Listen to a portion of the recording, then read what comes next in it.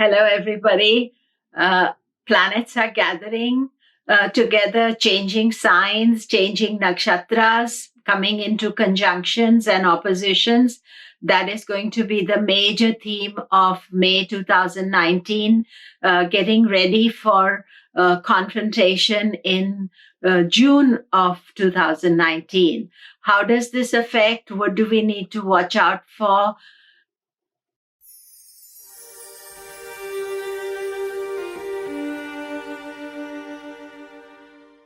Hello, this is Komilla Sutton, and we are talking May monthly planets and about all the different combinations that are taking place that is going to lead to a confrontation in 2019, June. And the thing is this, that I watch transits all the time, and we find that when the planetary energy is negative and weak, things that are not settled down, things that are not in balance, they are more easy to get out of control than those that are. And in May, what is happening is that planets are gathering together. So the first and most important gathering is Saturn and Ketu go into the same nakshatra.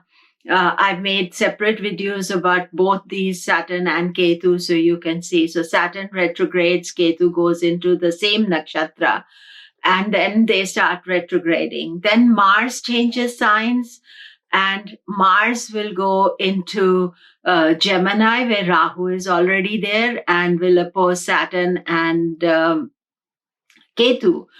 And then one of the things that has been supportive around April and early May as well is that Sun is exalted, Venus is exalted, but both Sun and Venus change signs as well. So they both go out of exaltation. Venus crosses Gandanta as well. So what is really happening is that at the start of May, the conditions, the planetary conditions are getting way more complicated and difficult, and our responsibilities becoming greater and greater in how we are going to deal with these forces. Of course, in any chart, you have to be aware that you may be going through a good dasha. Your planets may be connecting to you in a positive way. So, plus how much effort you're making to dodge these difficult planets, not necessarily dodge them, but to be wise and to take care about what choices you're making during this time. That means that you may not experience the fallout completely, but I have seen so many people already with the energy that is shifting, that so many people are experiencing this, difficulties and unexpected aspects that are taking place that are sort of out of the blue that they come across. So first, what we have to be aware of, and that what is happening in early May. And one thing about this channel is that I am controlled by the planet. So sometimes I'll post more because the planets are doing what they're doing. So I have to let you all know what is happening. And then, so there's a lot of activity happening in early May, and I just don't want to get it wrong. So firstly, Jupiter gets out of Gandanta on 6th. Mars goes into Gemini on 7th. And then there's Akshay Tritiya on 7th of May. So let me talk about Akshay Tritiya. Now here in California or USA, you can say California, Akshay Tritiya is starting late night on 6th. And by 7th morning sunrise, Akshay Tritiya is on. So for most of USA, Akshay Tritiya starts late. I think I was looking at it for New York. It is starting at about 8:40 in the evening. And then the sunrise, usually we take into account when Akshay Tritiya is at sunrise. So 7th, it will be on sunrise, Akshay Tritiya. Sun and moon are both exalted. Very positive day. It's a good day to do some donation. to give back to society at this stage. So use the Akshaya Tritiya positively. Sun and Moon are exalted. Venus is also exalted. And really, this is the kind of start of this things going into complicated combinations. So we make use of it and do something good.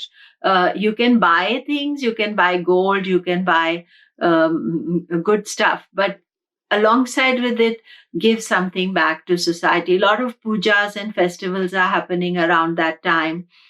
So celebrate that energy. But at the same time, Jupiter is out of Gandanta. So let us look at the positive. So it's out of Gandanta. It is now in Scorpio, retrograde and powerful. And that is like a good, solid energy. Of course, retrograde means that there are some aspects of retrograde that are destabilizing. You can check up my video on the retrograde planets. And then we come to post that time. After Akshaya Tritiya, Mars goes into Gemini.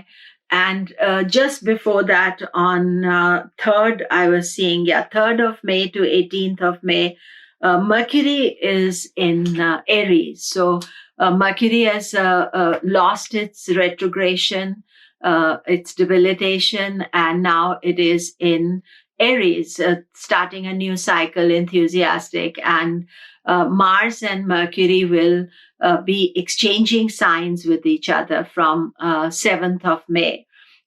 So Mars, Mercury, they exchange signs depending on how this Parivartana yoga is taking place in your chart, what houses are being exchanged. Then it can be also quite positive for you. So from 7th to 18th of May, the Parivartana yoga between Mars and Mercury. Then we go to 10th of May, and there is going to be 9th, 10th, Venus is changing signs, crossing through Gandanta.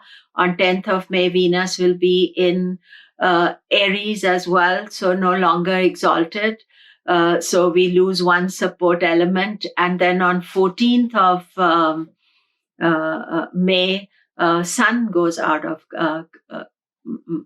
Aries. So, and now we are seriously looking at some strong headwinds, you could say, or difficult energies that are happening because Mars is in Gemini. And every day he's getting closer to Rahu, closer to opposition of Ketu and Saturn. And it is in Parivartana with Mercury. So being in Parivartana, exchanging signs, Mercury will be in Aries, Mars will be in Gemini. And this is short period, only till 18th of May. They can, Mars has a little bit get out clause, and especially for particular signs, Aries will be experiencing, but certain signs, it is a better energy than others. So you do need to check out your signs. I did a talk on Parivartana yoga, so I'll put the link up and you can see it. And then, of course, the biggie of the month is the Saturn Ketu. Now they are finally together. They were far apart, but they are now tight conjunction, and they remain so. There is no air between them. They are absolutely in each other's embrace. And that is a difficult one. All of us will experience it in some ways.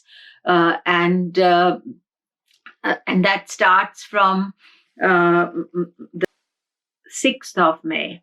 So 6th of May, and they continue up to Saturn going direct in 18th September. And then after that, they are still together till October. And then they remain in the same nakshatra till 26th of December.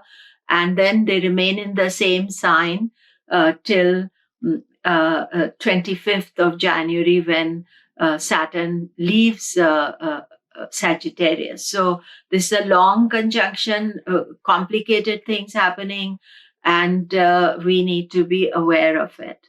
Now, what should we be doing during this time?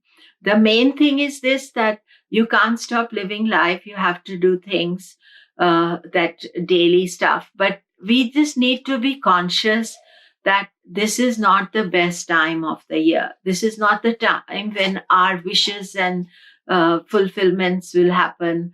It's a good time to take everything on advisement. Take your time. Don't rush into things. Don't feel that I need to make a decision now.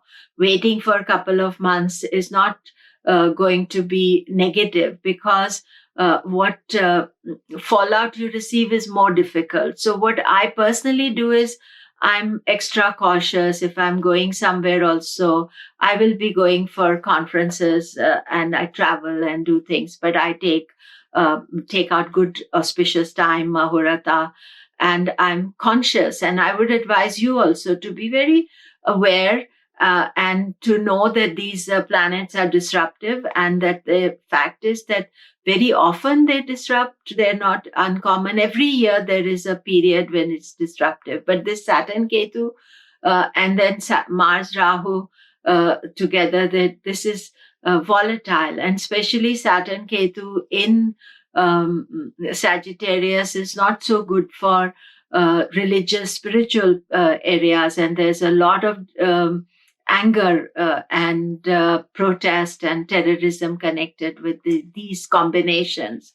Of course, we don't know where it is going to happen, but we need to be aware of it. So, conscious, and not go into big crowded areas and things if you can avoid it. That is the thing. So do read my planetary news. It's I've given a link below. I've written more information there, also all the dates and everything. And go on my website, komilla.com. And thank you very much.